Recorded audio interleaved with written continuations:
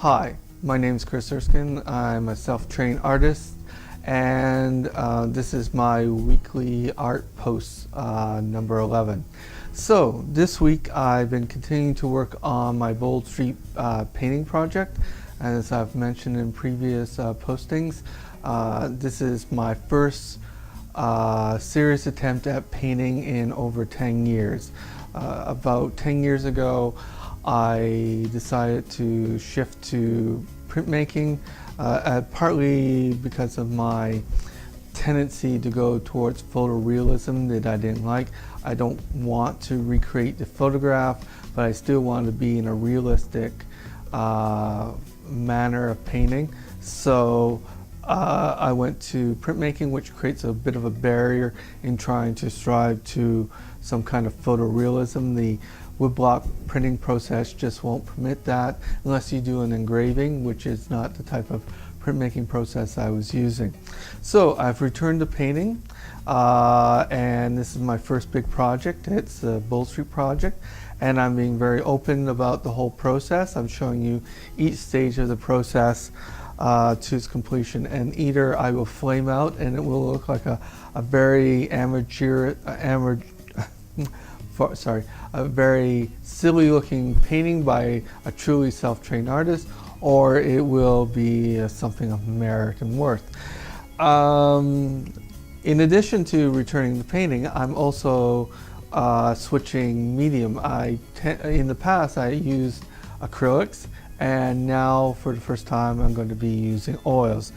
So this past week I went into Curry's and to pick up supplies, and in hemming and hawing over which oil-based paints to pick up, Winsor Newton or Georgian, whatever it is.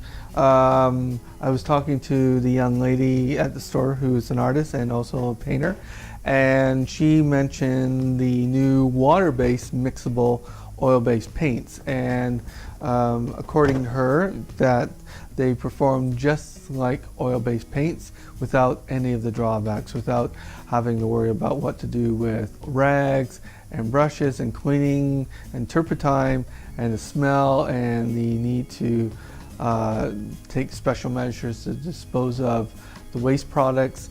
And it's supposed to be as durable as far as not fading as regular paints. That over the last 10 years or so, they have really progressed in their ability to compete with traditional oil-based paints. So as a gamble, I am going to try this on my first painting, and I think it should work, and hopefully it'll give me the qualities that I'm looking for in oil-based paints, which is the luminosity, the transparent layering of qualities that I want to use. In this particular outing, unlike my previous attempts, which were mainly colored directly onto a prime canvas, I'm this time going to do sketches, then followed up by doing acrylic. I'm going to use acrylic paints to build up the gray shades of the painting, and then as a final step I will put the oil-based paint or oil-based, water-based oil, however you want to describe it, oil-based paints on top of that color. It may give me a more refined, classic result than I wish. I want a more gestural, more a rough look, but on this first painting it'll probably have more of a classical, refined, very gradual transitions between light and dark and different colors. We'll have to see. It'll be a work in progress. Also, towards that end, I've started a painting sketch on paper, and this taking one element of the larger work and working out the details of that. So I'm working basically at the intersection of James and Bold, the 1850 building across the street from the condo complex and some restaurants. And I've done a preliminary sketch. I transferred that on from my tracing paper onto paper. Then I outlined that in acrylic black paint, and I'm very strong with line. I tend to be very line oriented in my paintings. And then I'm now starting to apply the acrylic paint to build up the grading, the grades of color, or grades of tone, gray tone. And then once that's complete, I'll start playing around with the oil-based paints and get my hand, try to get a feel for the new medium.